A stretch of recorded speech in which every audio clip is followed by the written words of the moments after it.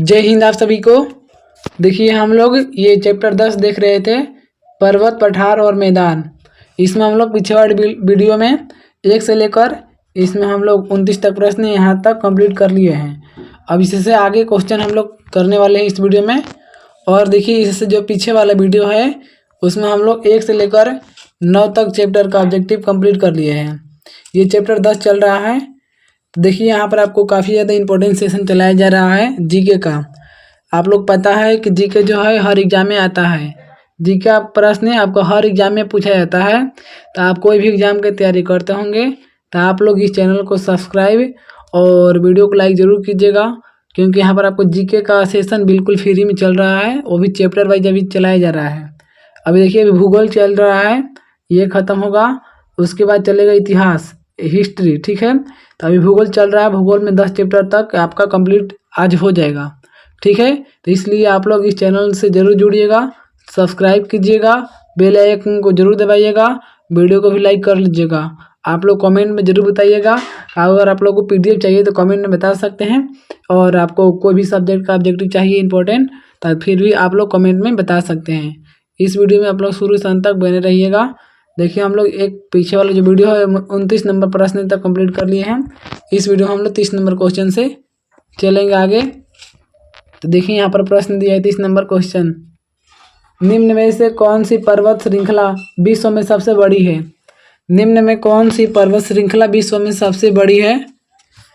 तो विश्व में सबसे बड़ी पर्वत श्रृंखला कौन सी है बताइए। अगर आप लोग को भी आंसर पता है तो आप लोग भी कमेंट कीजिएगा। तो विश्व में सबसे बड़ी पर्वत श्रृंखला का नाम है आपका एंडीज। ऑप्शन नंबर बी हो जाएगा। एंडीज जो है ये विश्व की सबसे बड़ी पर्वत श्रृंखला है। स्थल मंडल के कुल क्षेत्रफल के कितने प्रतिशत भाग पर पठार का विस्तार पाया जाता है? तो स्थल मंडल के कुल क्षेत्रफल के कितने प्रतिशत भाग पर पठार का विस्तार पाया जाता है? तो पठार का विस्तार आपका है 33% भाग पर। राइट आंसर सी हो जाएगा, 33% भाग पर पठार है। अपने आसपास के क्षेत्र से अधिक ऊपर उठी हुई उभरी एवं सपाट भूमि को क्या कहते हैं? अपने आसपास के क्षेत्र से जो अधिक ऊंचा पर होता है ना, उसको क्या कहा जाता है? तो उसको ही पठार कहा जाता है। ऑप्शन नंबर ए हो जाएगा, पठार कहा जाता है। नेक्स्ट क्वेश्चन देखिएगा, ये प्रश्न है आपको 33 नंबर क्वेश्चन है। यहाँ पर आपको पठारी क्षेत्रों में निम्न में से कौन सा खनिज नहीं पाया जाता है? तो पठारी क्षेत्रों में निम्न में से कौन सा खनिज नहीं पाया जाता है? तो आपको पठारी क्षेत्र में खनिज तेल नहीं पाया जाता है। ऑप्शन नंबर सी हो जाएगा करेक्ट आंसर। पठारी क्षेत्रों में खनिज तेल नहीं पाया जाता है। जो पठार चारों ओर से पर्वतमालाओं द्वारा घिरे होते हैं क्या कहलाते हैं? जो पठार चारों तरफ से पर्वत से घिरा होता है उसको क्या कहा जाता है? तो उसको अंतरा पर्वतीय पठार कहा जाता है। राइट आंसर सी हो जाएगा, अंतरा पर्वतीय पठार। Correct answer C. पर्वतों के पौधों अर्थात किसी पर्वत के सहारे स्थित पठार को कहा जाता है। तो पर्वतों के पौधों अर्थात किसी पर्वत के सहारे स्थित पठार को क्या कहते हैं? तो पर्वत दिए पठार कहते हैं। Right answer option number B हो जाएगा, पर्वत द्वीपीय पठार कहा जाता है। करेक्ट आंसर बी हो जाएगा।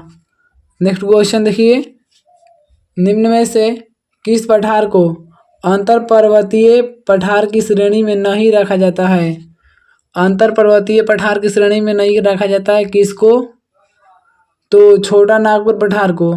ऑप्शन नंबर डी हो जाएगा, छोटा नागपुर पठार को अंतर्राष्ट्रीय मतलब अंतर पर्वतीय पठार की श्रेणी में नहीं रखा जाता है। अंतर पर्वतीय पठार का उदाहरण नहीं है।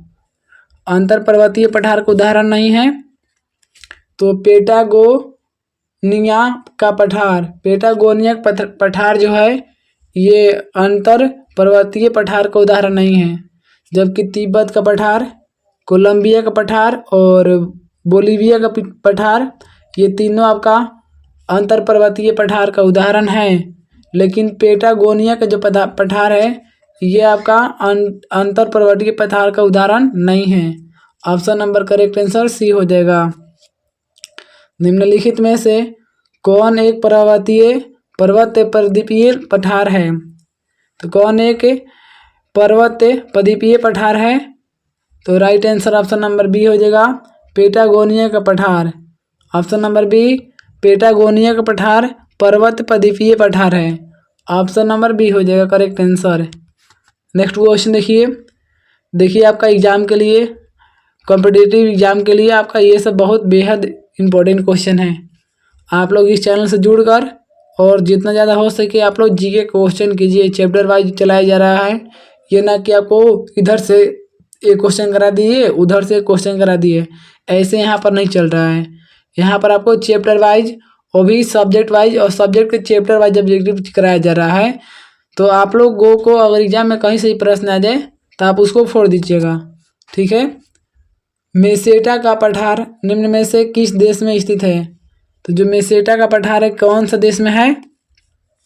तो मेसेटा का पठार आपको स्पेन तथा पुर्तगाल दोनों में है। ऑप्शन नंबर सी हो जाएगा, स्पेन तथा पुर्तगाल में मेसेटा का पठार स्थित है।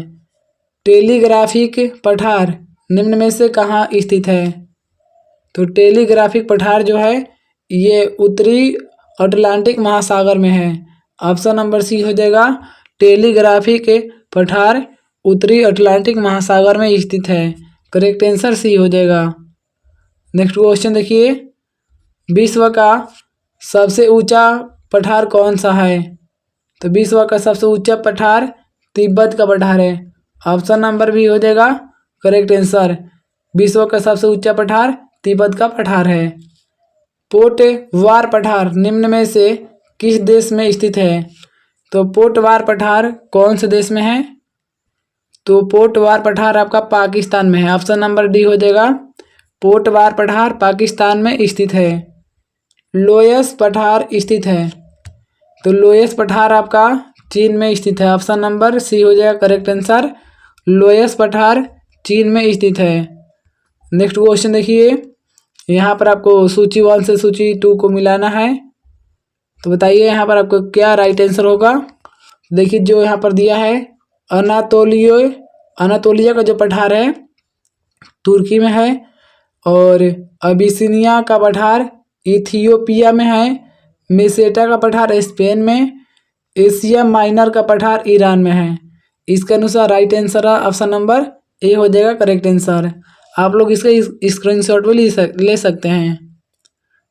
नेक्स्ट क्वेश्चन देखते हैं, तिब्बत का पठार निम्नलिखित में से कहाँ स्थित है? तो तिब्बत का पठार आपका हिमालय पर्वत तथा क्यून लून के मध्य में स्थित है। ऑप्शन नंबर डी हो जाएगा, तिब्बत का पठार हिमालय पर्वत तथा क्यून लून के मध्य में स्थित है, बीच में स्थित है। इसके अनुसार राइट आंसर डी हो जाएगा। नेक्स्ट क्वेश्चन देखिए, लोयस का पठार है, बताइए लोयस का पठार कौन सा है?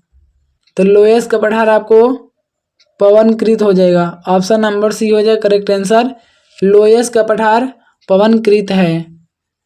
निम्नलिखित में से किसे विश्व की छत कहा जाता है? तो विश्व की छत कहा जाता है पामीर को।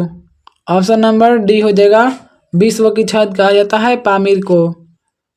तुर्की में अनातोलिया का पठार किन पर्वत श्रेणियों में के मध्य स्थित है? तुर्की में अनातोलिया का पठार किन पर्वत श्रेणियों के मध्य में स्थित है? तो आपका पोंटिक तथा टॉरस के बीच में स्थित है तुर्की अनातोलिया का पठार, पोंटिक तथा टॉरस के बीच में स्थित है। राइट आंसर ये हो जाएगा। नेक्स्ट क्वेश्चन देखिए, रांची का पठार निम्नलिखित में से क्या है? जो रांची का पठार क्या है निम्नलिखित में से? बताइए क्या है रांची का पठार? तो आपका राइट आंसर यहाँ पर हो जाएगा आपका ऑप्शन नंबर बी, एक उत्थित पेनीप्लेन है रांची का पठार, एक उत्थित पेनीप्लेन। राइट आंसर बी हो जाएगा। बोलिविया के पठार पर निम्न में से किस धातु का सर्वाधिक उत्खनन किया जाता है? तो बोलीविया के पठार पर सबसे ज़्यादा आपको तीन धातु का उत्खनन किया जाता है। राइट आंसर सी हो जाएगा, तीन धातु। नेक्स्ट क्वेश्चन देखिए, स्थल मंडल के कुल क्षेत्रफल के कितने प्रतिशत भूभाग पर मैदान का विस्तार पाया जाता है? तो स्थल मंडल के कुल क्षेत्रफल के कितना प्रतिशत भाग पर मैदान का विस्तार है बताइए आप लोग। तो 41%। Right answer option number C हो जाएगा, 41% भाग पर आपका मैदान है। मैदान की गणना किस श्रेणी के स्थल रूपों में की जाती है? तो जो मैदान की गणना है आपको कौन सी श्रेणी में की जाती है? तो द्वितीय श्रेणी में। राइट आंसर भी हो जाएगा, मैदान की गणना सब मतलब आपको द्वितीय श्रेणी में की जाती है। करेक्ट आंसर भी हो जाएगा। नेक्स्ट क्वेश्चन देखिए, विश्व में उत्पन्न होने वाली फसलों तथा खाद्य वस्तुओं का लगभग कितना प्रतिशत भाग मैदानों में उपजाया जाता है? विश्व में उत्पन्न होने वाली फसलों तथा खाद्य वस्तुओं का लगभग कितना प्रतिशत भाग मैदानों में उपजाया जाता है? तो आपको मैदानों में उपजाया जाता है आपको 85%। विश्व की 85% फसलें तथा खाद्य वस्तुएं आपको मतलब मैदानों में उपजाया जाता है 85%। राइट आंसर सी हो जाएगा। विश्व की कुल जनसंख्या का कितना % हिस्सा मैदानों में निवास करता है? तो विश्व की कुल जनसंख्या का कितना % जो हिस्सा है वो मैदानों में निवास करता है? तो 90%। ऑप्शन नंबर डी हो जाएगा, 90% हिस्सा आपको ये जो जनसंख्या है ये मैदानों में निवास करता है। Correct answer D.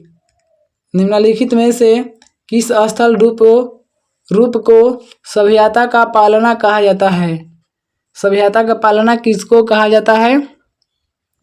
तो राइट आंसर डी हो जाएगा, मैदान को। मैदान को सभ्यता का पालना कहा जाता है। राइट आंसर डी हो जाएगा। नेक्स्ट क्वेश्चन देखिए, उत्तरी पश्चिमी चीन का लोयस मैदान किस प्रकार के जमाव से बना है?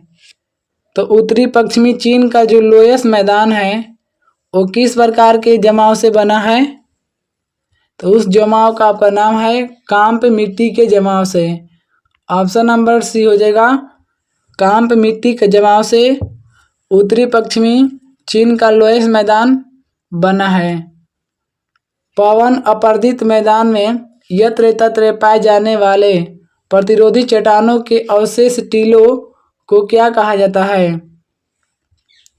तो पवन अपर्दित मैदान में यत्र तत्र पाए जाने वाले प्रतिरोधी चट्टानों के अवशेष को वाले टीले को क्या कहते हैं?